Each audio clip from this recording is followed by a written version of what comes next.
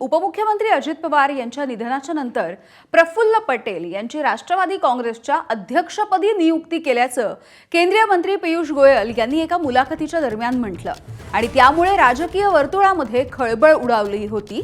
आणि ही बातमी समोर आल्याच्या नंतर आता राष्ट्रवादीचे नेते प्रफुल्ल पटेल आणि सुनील तटकरेंनी भाजपचे नेते पियुष गोयल यांचा हा दावाच फेटाळून लावलाय। कालच सुनेत्रा पवार यांच्याकडे एकमतानं पक्षानं संवैधानिक अधिकार सोपवले आणि त्यांनी उपमुख्यमंत्री म्हणून शपथही घेतलेली आहे। त्यामुळे गोयल यांच्या दाव्याला अर्थ नसल्याचं सुनील तटकरे यांनी देखील आता स्पष्ट केलेलं आहे। The NCP as a part of Mahayuti has performed very well. The leadership is clearly was with Ajit Pawar and now with Sunetra Pawarji. Prafull Patel has been appointed national president of the NCP.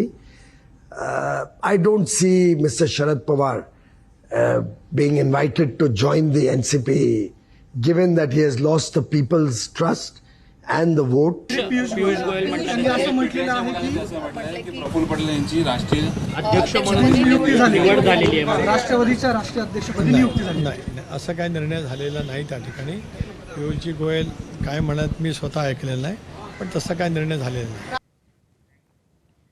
तर राष्ट्रवादी काँग्रेसच्या राष्ट्रीय अध्यक्षपदावरती माझी नेमणूक झालेली नाही असं स्पष्टीकरण या सगळ्या दाव्यांच्या नंतर आता प्रफुल्ल पटेल यांनी देखील दिलेलं आहे। राष्ट्रवादी काँग्रेसच्या राष्ट्रीय अध्यक्षपदी माझी नियुक्ती झाल्याची माहिती काही माध्यमांमध्ये सुरू आहे। मी स्पष्ट सांगू इच्छितो की हे अहवाल पूर्णपणे निराधार आहेत आणि यामध्ये कोणतंही तथ्य नाही।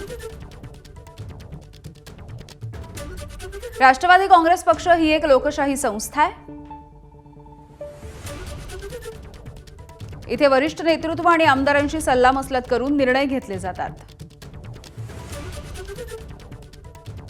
पदाधिकाऱ्यांशी संवाद साधून आणि सदस्यांच्या भावनांचा आणि सामूहिक इच्छेचा आदर केला जातो असंही स्पष्टीकरण त्यांनी दिलेलं आहे। एक राष्ट्रीय पक्ष असल्यामुळे आम्ही या बाबींमध्ये स्थापित प्रक्रियेचं पालन करतो। प्रफुल्ल पटेल यांनी जसे एक्स पोस्ट करून आपली बाजू मांडलेली आहे त्याचप्रमाणे राष्ट्रवादीच्या आमदारांनी सुनेत्रा वहिनीच आमच्या उत्तराधिकारी आहेत असं म्हणत राष्ट्रीय अध्यक्षा या त्याच असतील असं स्पष्ट केलंय। सुनेत्रा पवार सोडून वहिनी सोडून दुसरा अध्यक्ष होणार नाही।